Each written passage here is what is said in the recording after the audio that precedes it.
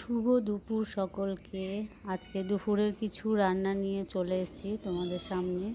তো আজকে দুপুরে কি রান্না করব দেখো। শীষ পালং করব। শীষ পালংয়ের জন্য সবজিগুলো কেটে নিয়েছি। সজনে ফুলের বড়া করব, ইঁচড়ের তরকারি করব, আর পাবদা মাছের ঝাল করব, আর ডাল তো আছেই। তো সেগুলো শীষ পালংয়ে যা যা লাগবে সেগুলো রেডি করে নিয়েছি। শীষ পালংয়ের জন্য যে সবজিগুলো সেগুলো প্রথমে নুন হলুদ দিয়ে ভালো করে একটু শাকগুলো দিয়ে একটু ভাপে ভাপে সিদ্ধ করব, একদমই জল ব্যবহার করব না। তো শীষ পালংয়ের যে রেসিপি আমি আলাদা করে সেটা দেবো, পরে শেয়ার করব। তো আজকে জাস্ট দুপুরে রান্নাগুলো তোমাদের সাথে শেয়ার করছি। কী রান্না করেছি সেগুলোই তোমাদের সাথে শেয়ার করছি। আমার যারা নতুন ভিউয়ার্স তারা অবশ্যই পুরো ভিডিও দেখে লাইক শেয়ার কমেন্ট করে সাবস্ক্রাইব করে পাশে থাকবে। আর যারা পুরনো বন্ধু আছো তাদেরকে অসংখ্য ধন্যবাদ, অনেক অনেক ভালোবাসা, তারা আমার সাথে আছে। দেখো শীষ পালংয়ের যে সবজি দিয়ে আমি এটা ভাপে ভাপে সিদ্ধ হতে দিয়েছিলাম, এটা সিদ্ধ হয়ে গেছে। পরে আমি এটাকে সর্ষে পোস্ত দিয়ে রেডি করে নেব।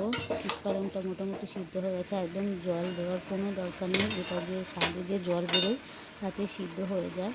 শীষ পালংটা হয়ে গেছে, আর এদিকে ডালটাও সিদ্ধ হয়ে গেছে। ইঁচড়ের জন্য মশলাটা রেডি করে নিচ্ছি।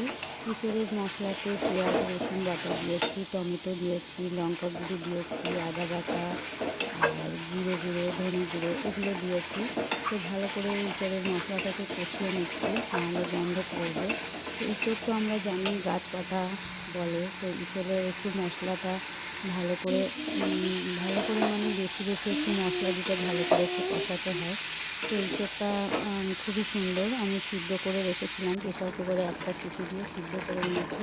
এদিকে ইঁচড়টাও দেখো হয়ে গেছে, একটু ঝোলা ঝোলা আছে, একটু ঝোলা ঝোলা থাকলে আবার পরে গরম করলে ভালো লাগবে। তো এদিকে পাবদা মাছটা ভাজতে দিয়ে দিচ্ছি। পাবদা মাছটা যেহেতু খুব ফাটে, আমি দেখেছি আমার খেতে হাতে লেগেছে 2-3 বার, সেই জন্য ঢাকা দিয়ে দিলাম।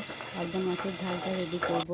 এদিকে ফুলের বড়ার জন্য এখানে বেসন দিয়েছি, চাল গুঁড়ি দিয়েছি, লঙ্কা গুঁড়ি দিয়েছি, আর কালো জিরে দিয়েছি। বড়াটা ওদিকে ভেজে নিচ্ছি।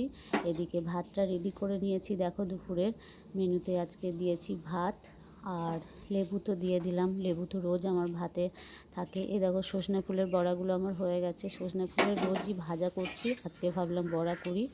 আমার বিল্ডিংয়ের পেছনেই একটা সজনে গাছ আছে, ওখান থেকে আমি কুড়িয়ে আনি। সজনে ফুল কুড়ানোর মজাই আলাদা, ছোটোবেলায় প্রচুর কুড়িয়েছি, এখনও কুড়িয়ে আনি।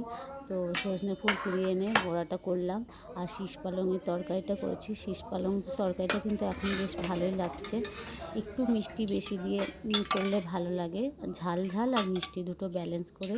তো শীষ পালংয়ের তরকারি দিয়ে দিয়েছি, আর বড়া দিয়ে দিয়েছি সজনে ফুলের, মুসুরির ডাল দিয়ে দিলাম, আর ইঁচড়ের তরকারি করেছি, ইঁচড়ের তরকারিটাও দিয়ে দেব। দুপুরের মেনু তো আজকে এগুলোই আছে। তো রোজ রান্না করতে বেশ ভালোই লাগে।